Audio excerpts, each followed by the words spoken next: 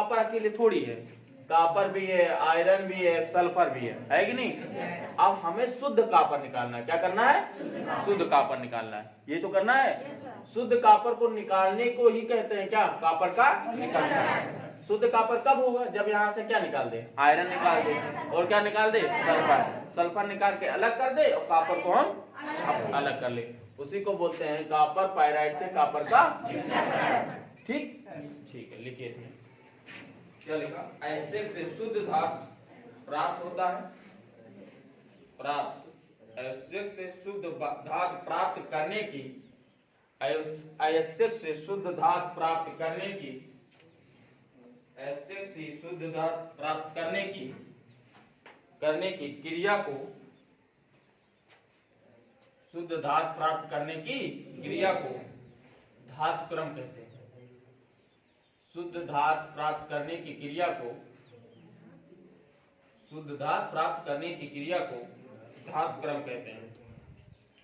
अब पूछा जाए धातु क्रम किसे कहते हैं, तो यहाँ पढ़ रहे हैं, कहो कोई भी धातु, किसी भी धातु को हम सही तरीके से निकालना या प्राप्त करना क्या कहलाता है?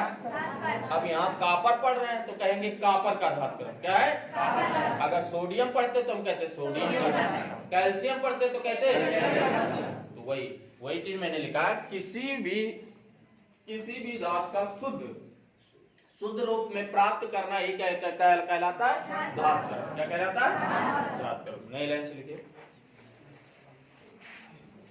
ये निम्न, इसको जैसे आप लोग ऐसे सुनो, चाय बनाते हो, बोला है, अब कहते हो चाय छन्नी में छान, चाय नीचे मिल जाती है, बोला है ना, और छन्नी में चाय पत्ती मिल जाती है, चाय पत्ती अलग फेंक देते हो, चाय पी लेते हो, यही तो। अब यही सारे काम करने के लिए कई विधियां अपना रहे हैं। क्या कर रहे हैं? जैसे आपने कक्षा 9 में सुना होगा कि चीनी लेते हैं, नमक लेते हैं, पानी लेते हैं, तीनों को घोल बनाते हैं, फिर लोहे का चूड़ लेते हैं। अगर इसको पृथक करना होगा, पृथक मतलब अलग करना होगा, तो क्या क्या करना पड़ेगा? तो कहा था कि पानी पहले तो हम छान लेंगे, लोहे का चूड़ अलग हो जाएगा, यही तो बोला था, बोला है ना।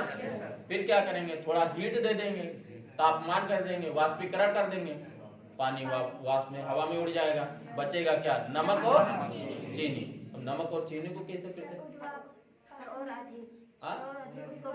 हाँ, और अधिक गर्म कर दोगे तो नमक अलग हो जाएगा, चीनी अलग हो जाएगा, ऐसे करके अलग कर देते। तो वही सारे काम कर रहे हैं हम। पहला एक एक करके लिखिए। ये निम्न प्रकार से, ये है निम्न प्रकार से,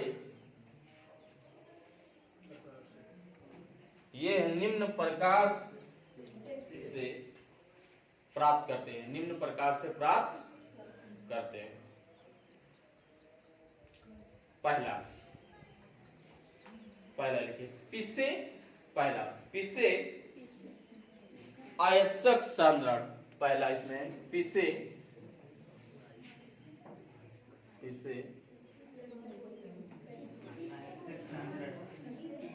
आप पिसे तो बोलो, आवश्यक सांद्रण। दूसरा है निस्थापन,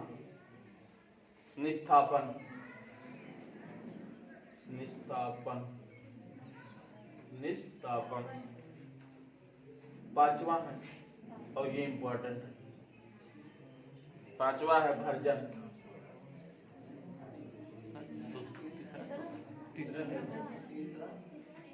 तीसरा भर्जन। चौथा परगलन। पांचवा है बेसमीकरण,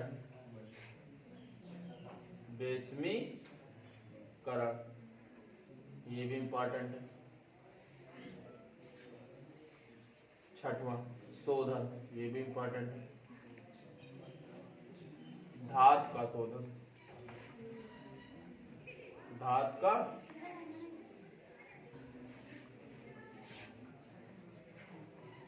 का शोधन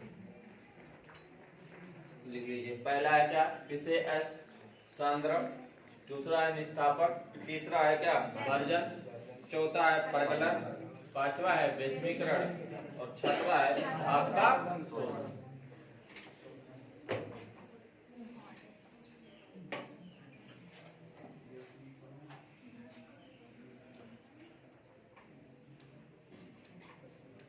एक एक करके पढ़ेंगे। पहले हेडिंग डाल लीजिए, पिसे अयस्क का सांद्रण। पिसे अयस्क का सांद्रण। पिसे अयस्क का सांद्रण।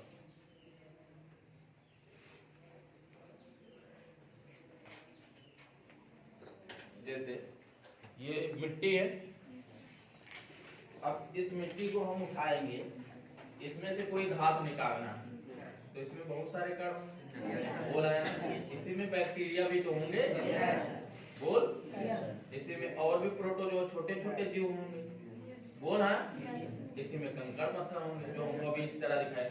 अब इसमें से अगर कोई धातु